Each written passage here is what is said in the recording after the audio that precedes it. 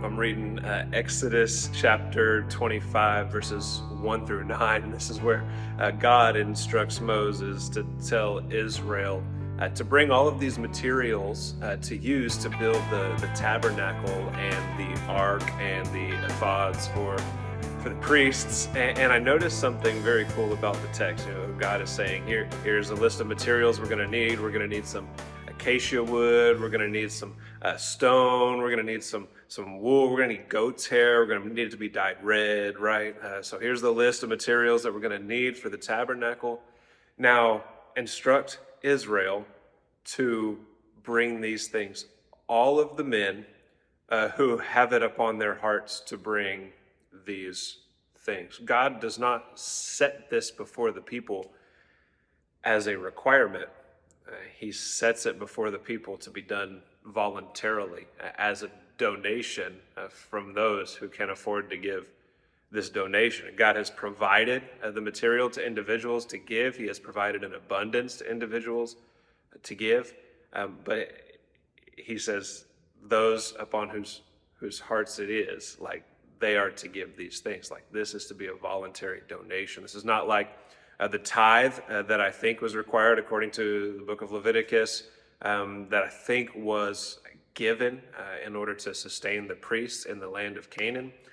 This is something that is completely voluntary. And Paul in his epistles in Corinthians, he even says things to Christians like those who give abundantly, those who sow sparingly will reap sparingly. So you are to give not out of compulsion, but voluntarily. God loves a cheerful giver. And I think this is the basic principle, the rule for Christians, right? We give voluntarily, not out of compulsion. We give with liberality, which has nothing to do with like liberalism, right? It has to do with just not penny pinching. God is not a penny pincher.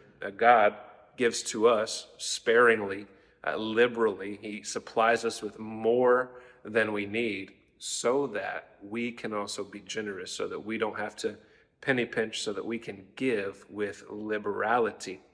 And in the Old Testament, in Exodus, generosity is connected to the prosperity of the nation. So instead of here taxing the people in order to get this tabernacle built, God says voluntarily give. Generosity leads to prosperity. I think unnecessary taxation leads to oppression, and it facilitates the greediness of those who have, and it creates an environment where people are always trying to get something from other people, whereas generosity, voluntary giving, creates an environment where we are giving to one another instead of trying to take from one another, ultimately creating greater prosperity in society, greater prosperity for the nation. And in the New Testament, when God promises through the Apostle Paul, right, to outgive those who are